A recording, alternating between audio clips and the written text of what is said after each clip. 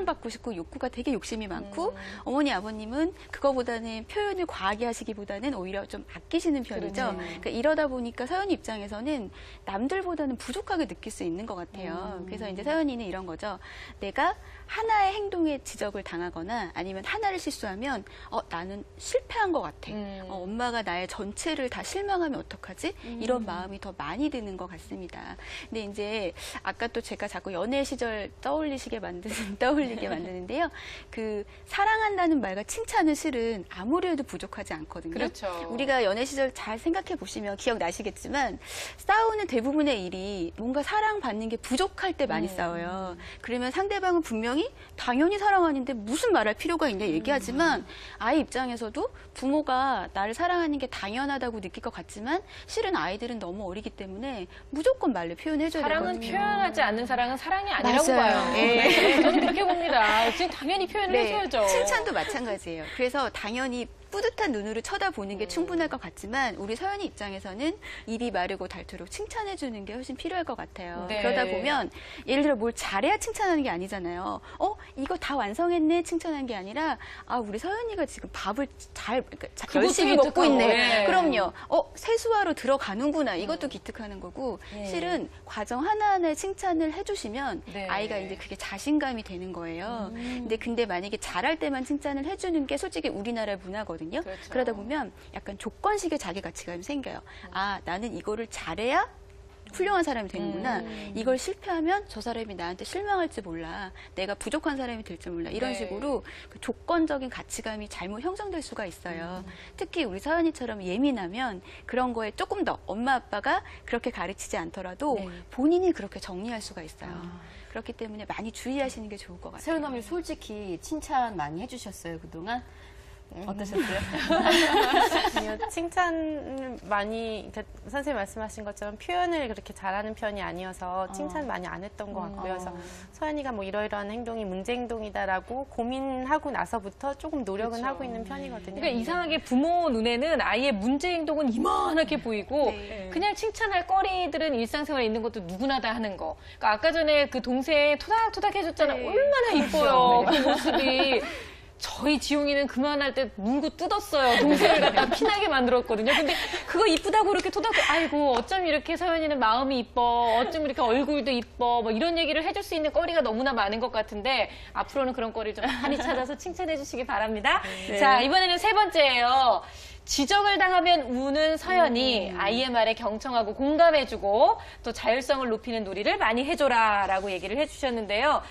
사실은 그 요즘 아이들의 특징이 좀 그런 것 같아요. 그냥 무조건 잘한다 이런 얘기를 듣다 보니까 뭐 하나 지적 하나만 해도 팩 돌아서면서 엄마 미워, 아빠 미워, 나는 아빠랑만 살 거야 뭐 이런 얘기를 참 많이 하는 것 같아요. 네, 맞아요. 그러니까 어떻게 보면 이제 어떤 성취지향적인 세상이 되고 있고 경쟁을 너무 많이 하다 보니까 애들 입장에서도 학교를 가거나 뭐 유치원을 가거나 학원을 가거나 이제 그런 얘기를 너무 많이 듣게 돼요. 그래서 그것이 자기 성향과 잘 맞는 아이도 있지만 좀 불편한 아이들은 굉장히 스트레스를 받게 되거든요.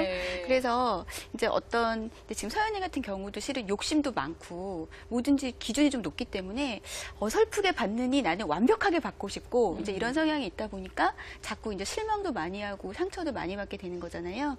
이제 그래서 이제 이럴 때 이제 지적을 하는 그런 과정보다는 이제 자꾸 과정을 즐기는 걸 이제 하려고 자꾸 말씀드려요. 이런 말씀을 실은 많이 들어보셨을 것 같아요. 그런데 그 과정을 즐기는 게 실은 굉장히 어렵거든요. 그렇죠. 우리도 어머니들 만약에 아이가 축구하는 거 가서 구경하신다고 생각해 보세요. 골 넣을 때 제일 기쁘실 것 같지 않으세요? 그 나머지 시간 동안 더워 이거 언제 끝나 말겠죠.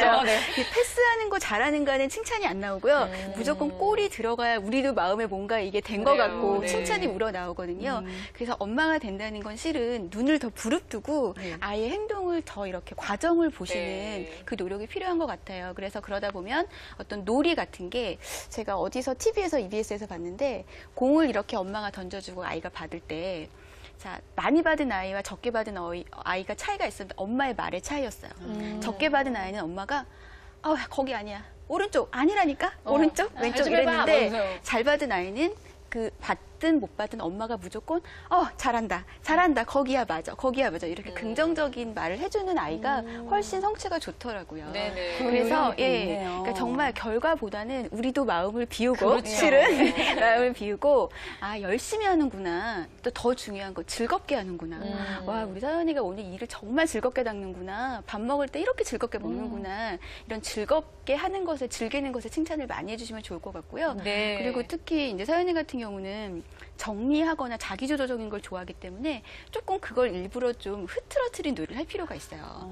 너무 반듯한 놀이를 하다 보면 그게 오히려 스트레스가 될 수 있거든요. 그러니까 오히려 모래놀이, 물놀이 아니면 제가 제일 좋아하는 놀이는 바닥에 종이를 쫙 깔고요. 그 핑거 페인팅 같은 거라고 해서 네네. 손으로 막 물감을 해가지고 온몸을 막 이렇게 적시면서 놀고 그리고 나서 목욕 엄마랑 같이 하면 되잖아요. 그래서 서연이가 그런 거 좀 처음에는 꺼려할 수도 있고 어머님도 되게 반듯하고 조신하시기 때문에 이거 어떻게 치우지라는 걱정하실 수도 있지만 실은 그 놀이 할 때는 엄마랑 아이가 거기 몰입이 돼서 정말 네. 약간 퇴행돼도 괜찮거든요. 그리고 나서 이제 같이 치운다든지 아니면 벽에 이렇게 비닐 같은 거 붙여놓고요.